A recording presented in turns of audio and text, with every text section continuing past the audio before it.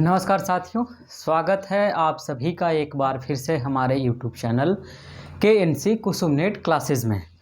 तो साथियों, आज हम लोग गुप्त काल के बारे में बात करने वाले हैं। तो आज के लेक्चर की शुरुआत करने से पहले यदि आप हमारे चैनल पे पहली बार आए हैं तो सबसे पहले आप चैनल को सब्सक्राइब कर लीजिए, साथ में बेल आइकन को प्रेस कर लीजिए ताकि अगली बार कोई भी वीडियो डालूं तो सबसे पहले नोटिफिकेशन आप तक पहुंचे और आपकी तैयारी और बेहतरीन तरीके से सुनिश्चित हो सके। तो हमेशा की तरह सबसे पहले हम लोग बात करेंगे सिलेबस के बारे में। आज एक लंबे समय के बाद एक स्टूडेंट ने चूँकि हमें मैसेज किया था सुबह में कि गुप्त काल का कुछ एक दो चैप्टर है, एक दो टॉपिक है जो हमसे छूट गया था, तो हम लोग बहुत जल्द उसको कवर कर लेंगे ताकि गुप्त काल से आने वाले जितने भी सवाल हैं वह आपसे ना छूटे। तो एक बार आप सिलेबस को निकालिए। पहले बात कर लेते हैं कि हम लोग किस यूनिट के किस हिस्से में किस हिस्से के बारे में आज चर्चा करने जा रहे हैं। तो सिलेबस यदि आप निकालेंगे तो यूनिट 2 में जाएंगे और यूनिट 2 के लास्ट वाले हिस्से में जाएंगे जहां पर हम लोग स्टार्ट किए थे गुप्त बकाटक एज। यहाँ पर मैंने बकाटक वंश भी नहीं पढ़ाया है, तो इसके बारे में भी हम लोग आगे चर्चा करेंगे, आप घबराएं नहीं।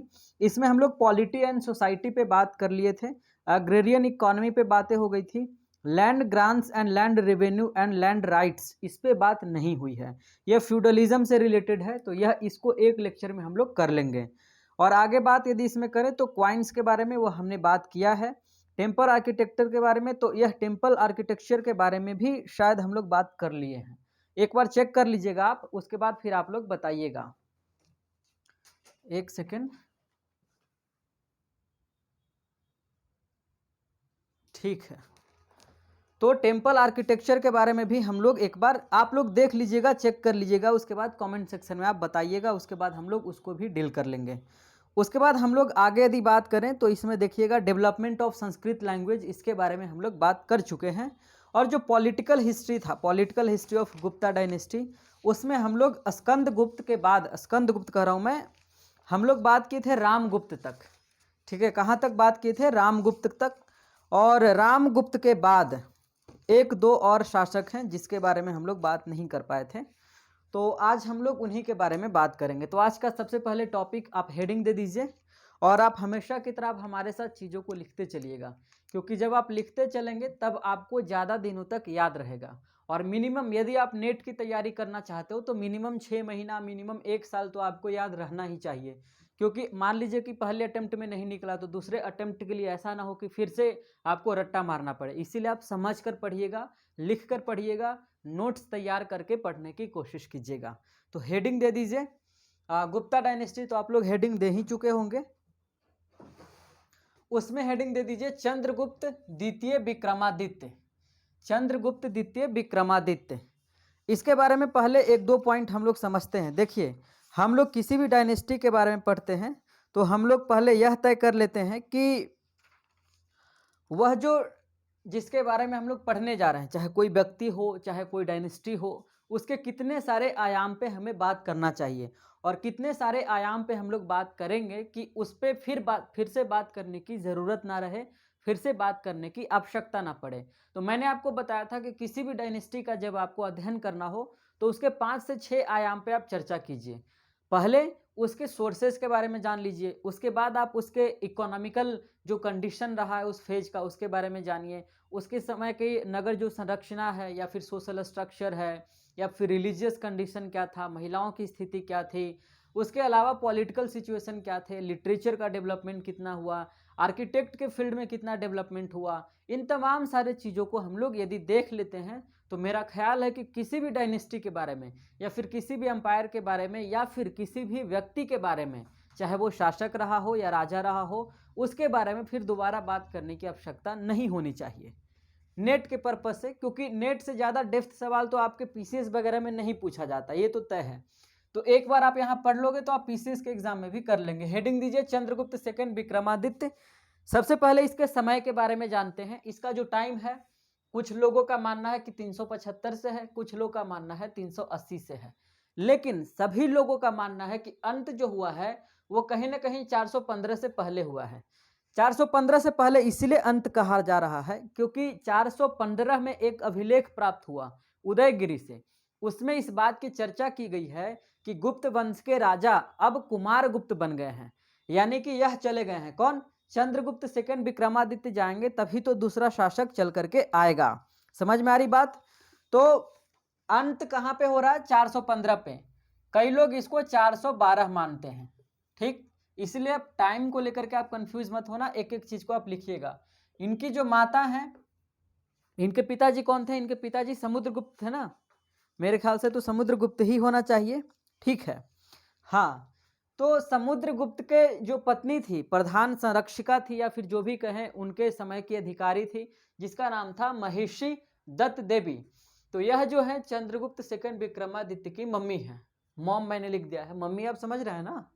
समझ ही रहे होंगे, हाँ ठीक है।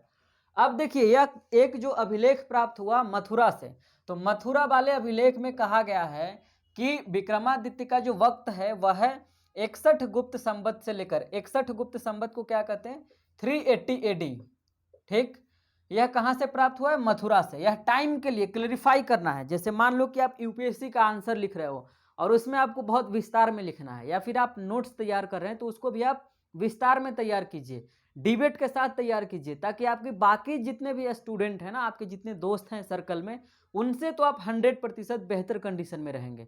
क्योंकि कोचिंग में तो ये बात लिखवा दी जाएगी कि टाइम फ्रेम यहाँ से यहाँ है, लेकिन ऐसा क्यों है, आखिर यहीं पर हम लोग क्यों स्टॉप हो रहे हैं, उसके पीछे का जो लॉजिक होता है वो अमूमन तौर पे नहीं किया जाता है। मैं कोचिंग की शिकायत नहीं कर रहा हूँ, आप समझ सकते हैं। 61 से लेकर के 93 गुप्त संवत तक, यहाँ जो 93 गुप्त संवत है उसको 412 एडी कहते हैं। एडी और बीसी में यदि बात करें तो यह टाइम फ्रेम की बातें हो गई। दूसरी बात हम लोग करते हैं कि इनका जो एक्सपेंशन हुआ है, इनका जो साम्राज्य विस्तार हुआ है, हम लोग थोड़ा मैप से भी समझेंगे। इसके बाद मैं मैप बनाऊंगा, फिर समझाता हूँ आपको। इनका जो एक्सपेंशन हुआ है वह एक्सपेंशन, इन्होंने शकों को हराया था। उसके बाद पूर्वी मालवा तक इनका क्षेत्र का विस्तार हुआ, और जब ये लोग शक को हराए तब इनका जो साम्राज्य विस्तार है वो अरब सागर तक चला गया। कहाँ तक? पश्चिम में अरब सागर तक चला गया। तो आप सोच सकते हो कि इनका साम्राज्य कितना बड़ा रहा होगा, बहुत विशाल रहा होगा। हालांकि इनको बहुत ज़्यादा मेहनत नहीं करना पड़ा, क्योंकि इनसे पहले जो इनके डैडी थे समुद्रगुप्त, वो भी एक प्रतापी शासक थे, उन्होंने भी काफ़ी लड़ाई लड़ी थी। तो उन्होंने भी अपने समय में काफ़ी अच्छा साम्राज्य विस्तार कर लिया था। तो जब होता है ना कि डैडी जब बहुत सारा काम करके जाते हैं ऑलरेडी, तो बच्चे को दिक्कत कम होता है।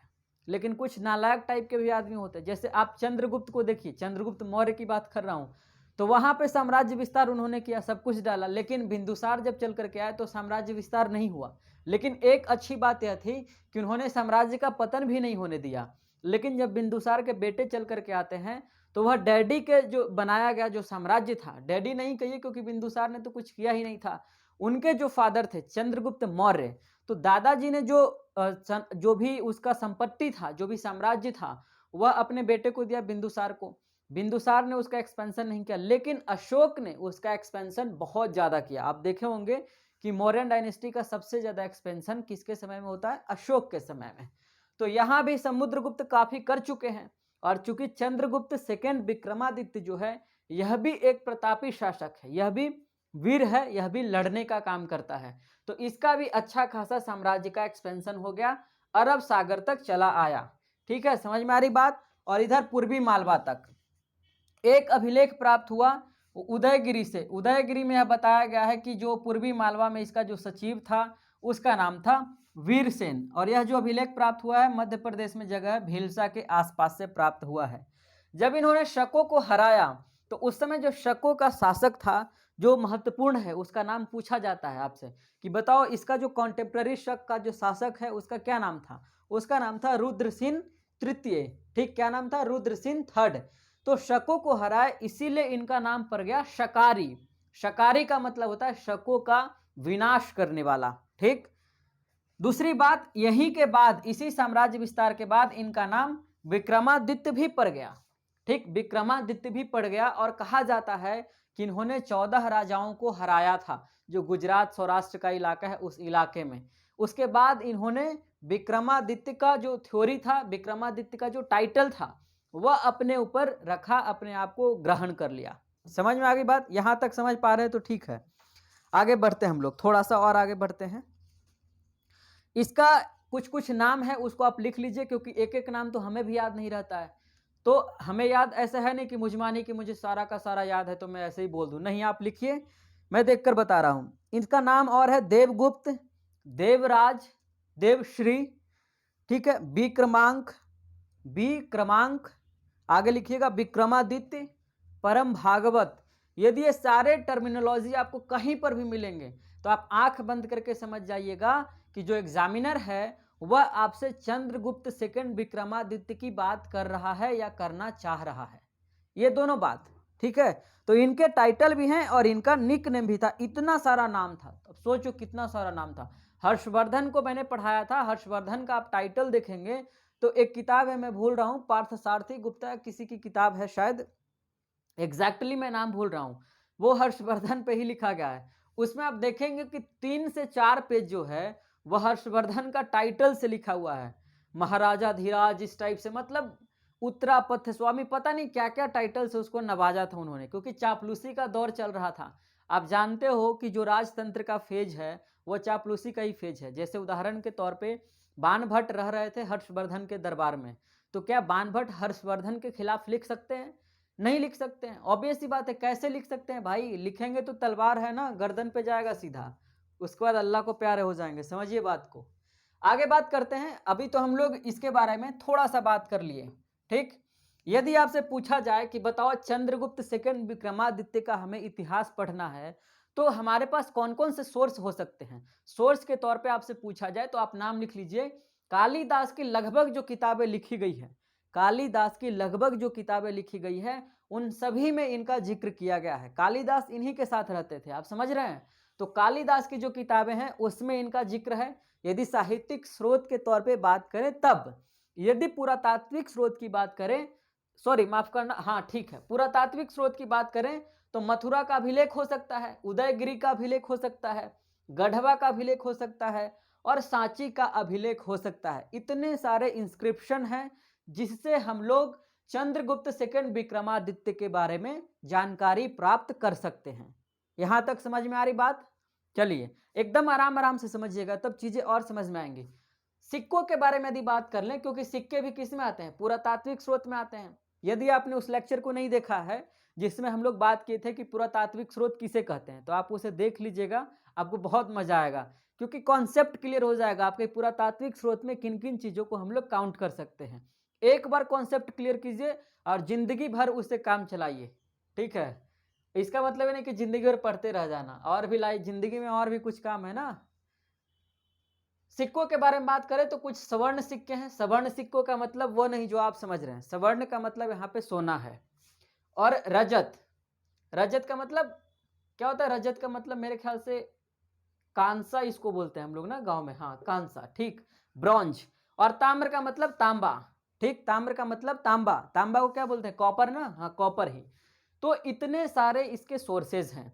अब कालिदास की कौन कौन सी किताबें हैं मैंने पढ़ा दिया है, साहित्यिक डेवलपमेंट जो पढ़ाया था गुप्त काल में, उसमें कालिदास के किताबों के बारे में मैंने विस्तार से बताया है कि किस किताब में किसकी चर्चा की गई है। इसलिए आप नहीं देखें तो यह आपकी गलती है। आगे बात करते हैं। इसमें हम लोग आगे बात करेंगे कि यदि सोने के सिक्के जारी किए तो वह कौन कौन सिक्का था, उसका क्या नाम था, उसके बारे में आगे बात करेंगे, इसलिए घबराइए नहीं। दूसरे नंबर पे बात कर लेते हैं मैरिटल अफेयर के बारे में। यह भी आपको जानना जरूरी है। इन्होंने देखो, मैरिटल अफेयर का संबंध दो तरीकों से है। एक तो आपके मन में जो भाव आ रहा है वो तो है ही कि अय्यासी के दृष्टिकोण से कि मेरी ढेर सारी रानियां रहें, ठीक, ऐसा ही रहा सोसाइटी में।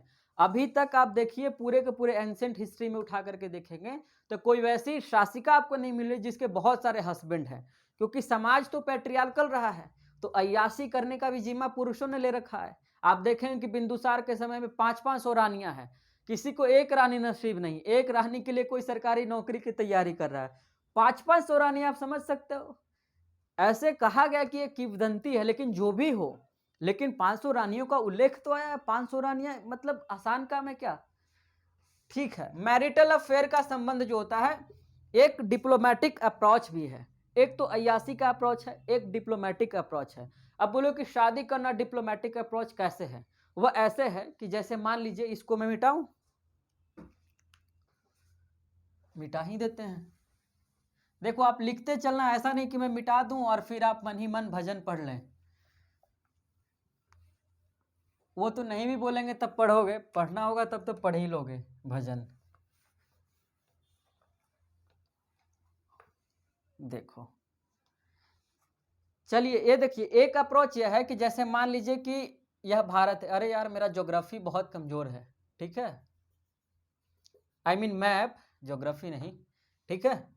अब देखो मान लीजिए कि यहाँ पर जो है यह गुप्तों का साम्राज्य है, ठीक, यहाँ पे बकाटक है, यहाँ पे कोई और डायनेस्टी, यहाँ पे कोई और डायनेस्टी है। अब देखिए चूंकि बीच में गुप्त है और इनका जो लड़ाई है यह चारों तरफ से तो होता ही रहेगा, तो गुप्त वंश का जो राजा होगा, यहाँ पे कोई भी राजा होगा, वह यह सोचेगा कि यार देखो बाकी जो आसपास में जितने भी साम्राज्य हैं इन सबसे मोल लड़ाई लेना ठीक नहीं है, हमारे पास ठीक ठाक साम्राज्य विस्तार है, क्यों फालतू का वो करें। या फिर यदि साम्राज्य विस्तार करना चाहेगा तो दो तरीका है उसके पास, एक तरीका यह है कि जाए और कूट दे, अलाउद्दीन खिलजी की तरह, ठीक, अलाउद्दीन खिलजी कूटा था, गुजरात गया था, तो याद है आपको वो जो बताना तुम, वो बहुत इंटरेस्टिंग स्टोरी था, ठीक है। तो ये जो है मान लीजिए कि अब ये चाहेगा कि यहाँ तक मेरा साम्राज्य विस्तार हो, तो दो ऑप्शन है, या तो आप कूट दीजिए, या तो आप बेटी का ब्याह करा दीजिए, या इसकी बेटी से आप ब्याह कर लीजिए, दो तरीका है। ब्याह हम लोग बोलते हैं बिहार में, इससे विवाह होता है। तो ये देखो अब इन्होंने क्या किया कि आसपास के जो दो तीन साम्राज्य थे उससे लोग लड़ाई नहीं लिया, इसने बहुत चालाकी दिखाया, बोला कि ऐसा है कि विवाह कर लो, ठीक, एक आध गो से खुद ब्याह कर लेते हैं, एक आध गो से बेटी का ब्याह करवा देते हैं, तो एक तो यह भी होगा कि चलो लड़ाई झगड़ा से मुक्त हो जाएंगे, आराम से चैन की जिंदगी जिएंगे और साम्राज्य विस्तार भी हो जाएगा, इतिहास में अपना नाम भी हो जाएगा। तो इन्होंने तीन डायनेस्टी से इन्होंने क्या किया, वैवाहिक संबंध स्थापित किया, तीन डायनेस्टी से। अब इसमें बहुत सारे पॉइंट हैं, मैं बोलूंगा और आप लिखते चलिएगा, ठीक है। पहला जो है इन्होंने किया था नागवंश से, ठीक, यहाँ पे मैंने लिखा है नागवंश, लेकिन मैं बोल रहा हूं आप लिखिए, पहला जो वैवाहिक संबंध स्थापित किया इन्होंने नागवंश से। और नागवंश के बारे में कहा जाता है कि प्राचीन भारत में जितने भी डायनेस्टी थे उन सभी डायनेस्टी में से एक महत्वपूर्ण डायनेस्टी का नाम यदि कहा जाए तो वह नागवंश भी रहा है, उसका भी बहुत महत्व है। तो इसलिए नागवंश से इन्होंने शादी विवाह का जो संबंध है, मैरिटल अफेयर जो वह इस्टेब्लिश किया, ठीक है। अब आपसे पूछा जाए, एक पॉइंट और लिखिए, आगे पॉइंट करके लिखते चलिएगा, प्रयाग प्रशस्ति में कई नाग राजवंशों का उल्लेख मिलता है। प्रयाग प्रशस्ति किसका है, समुद्रगुप्त का है, चंपू शैली में लिखा गया था, प्रांजल भाषा में, प्रांजल का मतलब एकदम स्पष्ट शुद्ध तरीके से, जैसे पानी पीते हैं ना हम लोग बोलते हैं कज्जल, अपने यहाँ बोला जाता है, मतलब मेरे यहाँ बिहार में, आप लोग बिहार से नहीं है तो नहीं समझोगे, समझ ही जाओगे, हाँ ठीक है। आगे लिखिएगा, इसी में लिखिएगा कि प्रयाग प्रशस्ति से पता चलता है नागवंश के बारे में कि नागवंश से इन्होंने वैवाहिक संबंध स्थापित किया था। अब नागवंश से वैवाहिक संबंध स्थापित किसका किया था, क्या अपना किया था या अपनी बेटी का किया था, उसको भी थोड़ा सा समझते हैं। लेकिन उसको समझने से पहले हम लोग यह लिख लेते हैं कि नागवंश का जो एरिया है वह कहाँ कहाँ है, मथुरा का एरिया है, ठीक है, यहाँ पर मथुरा का एरिया है, अहिछत्र का एरिया है, ठीक है, और पद्मावती का एरिया है, तीन एरिया में नागवंश यहाँ पे शासन कर रहा है, ठीक। तो एक तरफ तो ब्याह करके इधर क्या किया, अपना दोस्ती निभा लिए, अब इधर से टेंशन खत्म, समधियाना जब स्टेब्लिश हो जाता है तो कुछ भी हो जाए ससुराल वाला मारता नहीं है, ठीक है, दामाद का बहुत इज्जत होता है भारतीय परंपरा में, को पता ही है, यदि आप दामाद बने होंगे तो पता ही होगा, नहीं तो बनेंगे तो पता चल जाएगा, दो ही कंडीशन हो सकता है, ठीक है। इसमें आप लिखिएगा कि नागवंश की एक बेटी थी, ठीक, नागवंश की एक राजकुमारी थी जिसका नाम था कुबेर नागा, इसके नाम में ही नागा लगा हुआ है, हे नागा, ठीक है, डसने वाला, वो जो है नाग राजकुमारी कुमार नागा के साथ, कुबेर नागा, सॉरी कुमार नागा नहीं, कुबेर नागा, इसके साथ उन्होंने क्या किया, अपना विवाह कर लिया, किसने, चंद्रगुप्त सेकंड विक्रमादित्य ने। अब तो अपना विवाह कर लिए, अब देखो अपना विवाह से एक बेटी होगी और उस बेटी को कहीं और करेंगे, फिर उससे वैवाहिक संबंध हो जाएगा, समझ में आ रही बात। इसी में एक पॉइंट आगे लिखिएगा कि जब इन्होंने कुबेर नागा से विवाह किया तो उस कुबेर नागा से एक बेटी का जन्म हुआ, उस बेटी का नाम क्या रखा इन्होंने, प्रभावती गुप्त, ठीक, प्रभावती गुप्त, गुप्त ऐसा टाइटल चलता आ रहा है, गुप्त का मतलब वो नहीं जो आप समझ रहे हैं, वो नहीं, गुप्त का संबंध है कास्ट से नहीं, जो आजकल लोग गुप्ता लगाते हैं, ये ऐसा नहीं है कुछ, ठीक। तो प्रभावती गुप्त क्या था, इनकी बेटी का नाम रखा इन्होंने। इसका उल्लेख कहां से मिलता है यदि आपसे पूछा जाए तो आप लिखिएगा, पूना से एक ताम्रपत्र कॉपर प्लेट इंस्क्रिप्शन हमें प्राप्त हुआ, उसमें इस बात का जिक्र किया गया है कि नाग राजवंश की राजकुमारी कुबेर नागा से जब गुप्त वंश के राजकुमार महान सम्राट चंद्रगुप्त सेकंड विक्रमादित्य ने वैवाहिक संबंध स्थापित किया तो प्रभावती गुप्त नामक पुत्री हुई। ठीक है, पुत्री को ये लोग इस दौर में एक्सेप्ट कर रहे हैं, यही बहुत बड़ी बात है, क्योंकि पेट्रियार्कल सोसाइटी में आप देखते हैं महिलाओं को कितना झेलना पड़ता है। मैंने आंख से देखा है, अपने गांव में, अपने समाज में, अपने परिवार में, चारों तरफ देखा है कि बेटी का जन्म हो गया तो लगता है ऐसे कि मतलब कोई मर गया है घर में, पता नहीं क्या हो जाता है, लोगों को कुछ समझ में नहीं आता है। जो ऐसे ऐसे मन में सोच पालता है उसको 10 बेटी हो, बेटी के चक्कर मतलब बेटे के चक्कर में मैंने देखा है कई लोग तो रिलेटिव्स भी हैं, बेटे के चक्कर में 4-5 बेटियां हो गई, अब उनकी हालत खराब है। पता नहीं ऐसे मूर्खों का क्या किया जाए, कुछ भी नहीं, जगह ही नहीं इस दुनिया में।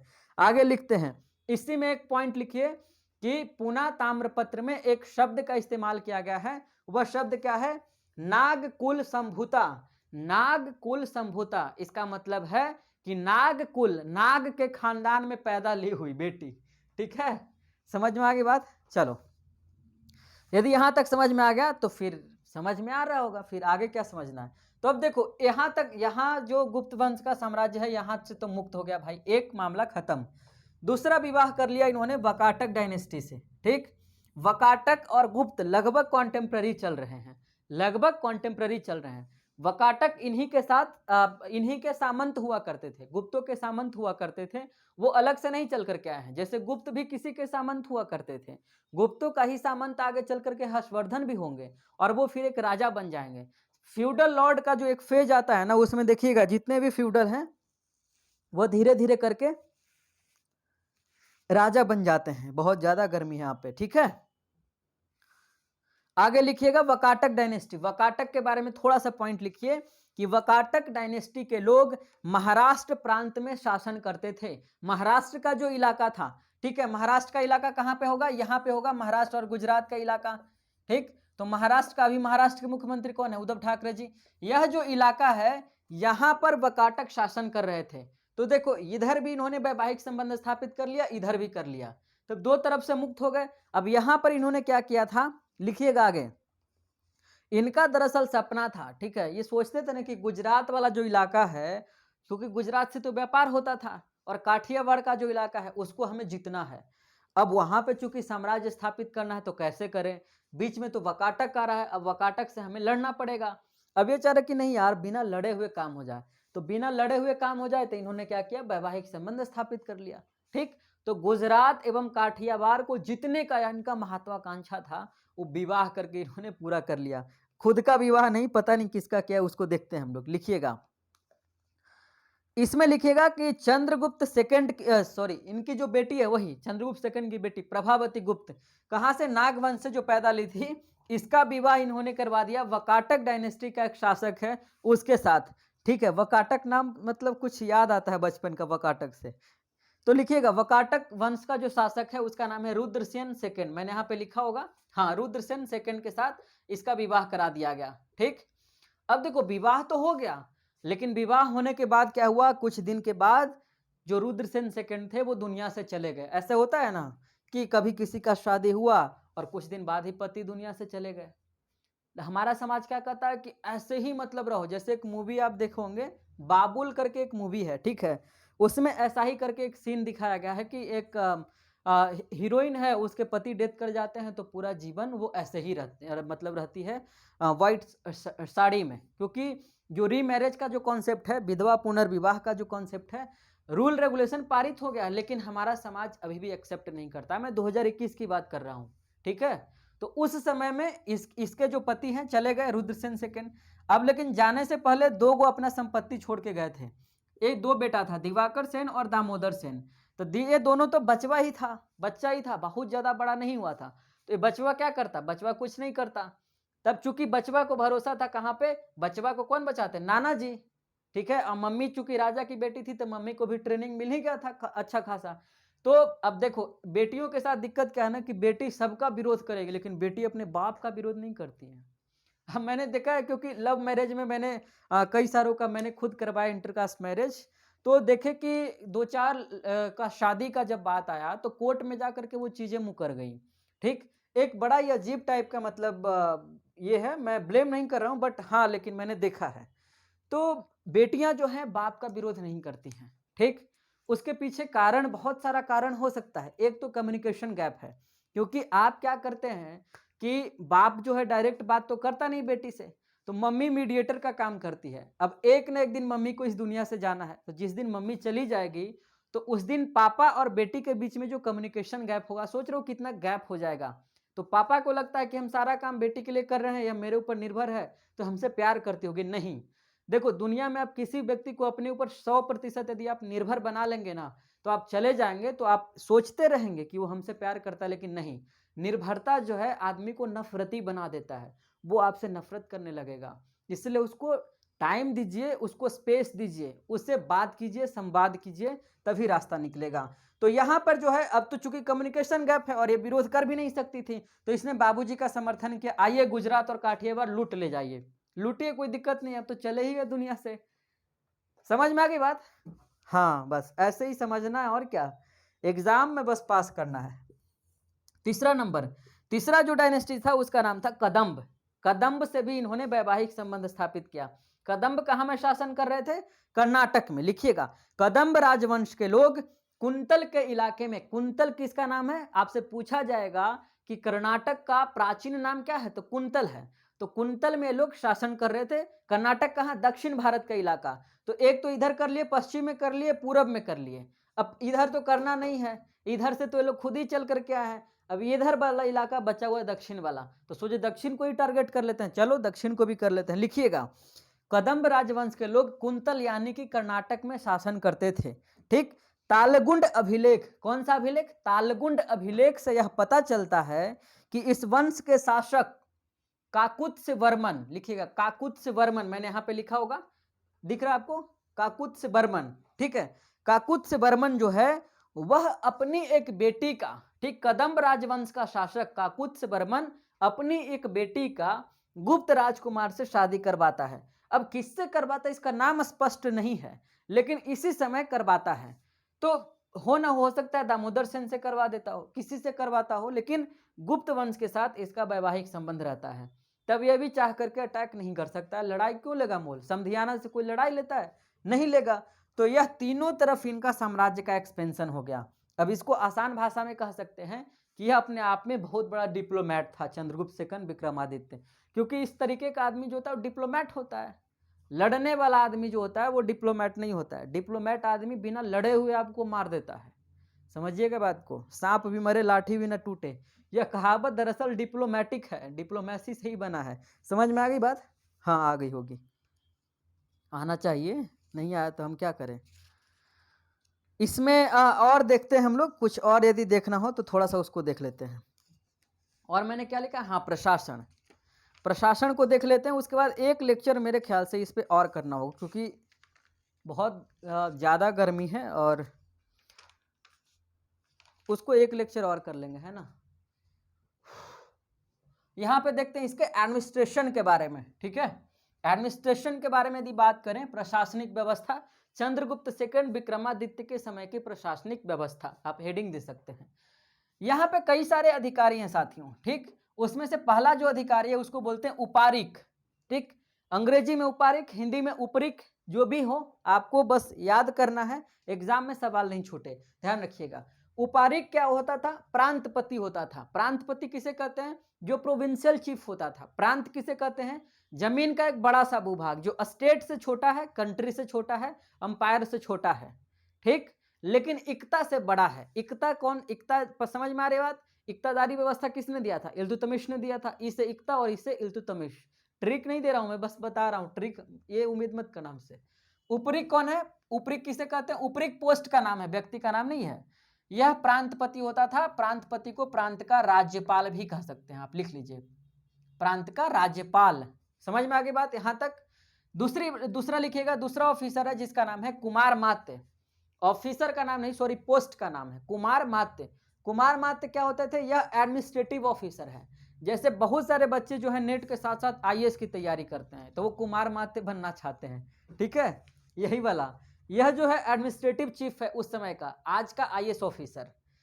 तीसरे नंबर पे बात करते हैं, तीसरा है बलाधिकृत। यह यहाँ पे समझ में आ रही, बल जोर अधिकृत, बल का संबंध किससे, शक्ति से है। ऑब्वियस सी बात है, सेना से रिलेटेड होगा। तो जितनी भी सेना होती थी, जितनी भी सेना, अश्व सेना हो, ऊंट की सेना हो, या कोई भी सेना हो, पैदल सेना हो, उन सभी का जो चीफ होता था एक, उसको बोलते थे बलाधिकृत। और इससे ऊपर सेना का मालिक कौन होता था, शासक, राजा। आगे बात करते हैं, इसको मिटाते हैं। हाँ, चौथे नंबर पे रण भंडारा गृधिकृत। ठीक है,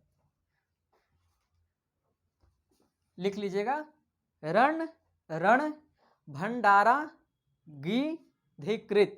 ठीक है, समझ में आ गई बात।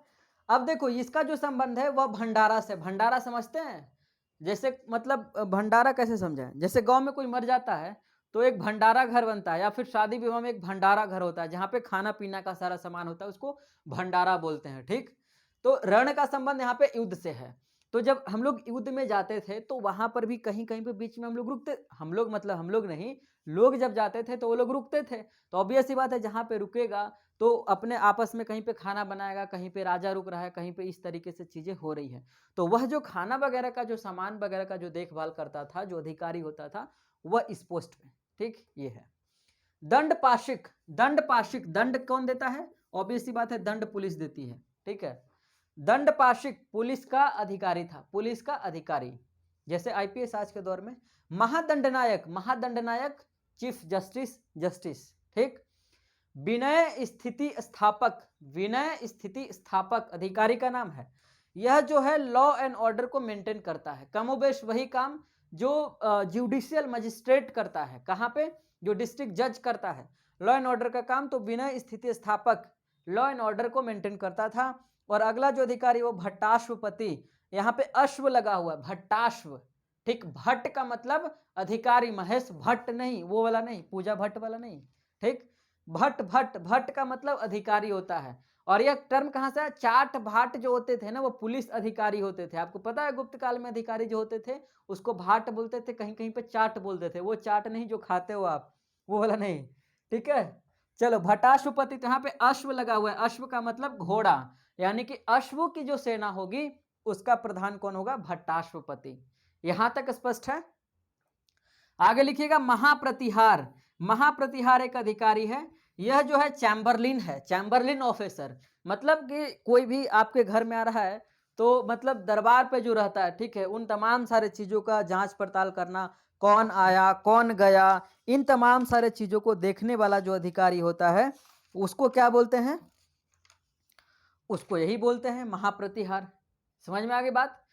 तो आज का लेक्चर हम लोग यहीं पे समाप्त करते हैं। ठीक है, चंद्रगुप्त सेकंड पे एक लेक्चर और करेंगे और इसको हम लोग कवर कर लेंगे। ठीक है, तो चलिए फिर हम लोग मिलेंगे अगले लेक्चर में। तब तक के लिए आप अपना ख्याल रखिए। और यदि आप चैनल पे पहली बार आए हैं तो आप तो वीडियो को देख ही रहे हैं, अपने तमाम सारे साथी को, स्पेशली उन साथियों को जोड़िए जो कहीं पे इंस्टीट्यूट में पढ़ चुके हैं। क्योंकि आज से लगभग एक सप्ताह पहले एक स्टूडेंट जो पता नहीं शायद बंगाल वगैरह से हैं, जहाँ कहीं से भी हो, उन्होंने मैसेज किया था कि मैंने एक कोचिंग का, मैं उस कोचिंग का नाम नहीं लूँगा, ठीक, उस कोचिंग का मैंने वो लिया, सब्सक्रिप्शन लिया, और उसके बाद वहाँ पे जितने टीचर पढ़ाया सर मुझे कुछ भी समझ में नहीं आया। और उसके बाद सडनली आपका वीडियो आ गया, उसके बाद मतलब बोल रही थी कैसे मैं आपको थैंक यू बोलूँ। अब मैसेज है मेरे पास, टेलीग्राम पर उन्होंने मैसेज किया था। बोले कोई बात नहीं, आराम से आप पढ़ाई करो, जेआरएफ करो। ठीक है, कोचिंग बड़ा होने का मतलब है नहीं कि जो पढ़ा रहा है वो चीज़ें समझ में ही आ जाए। ठीक है, कोचिंग छोटा हो या बड़ा, आप कहीं पे भी पढ़ रहे हैं, चीज़ें समझ में आ रही हैं तो आप वहाँ पे पढ़िए।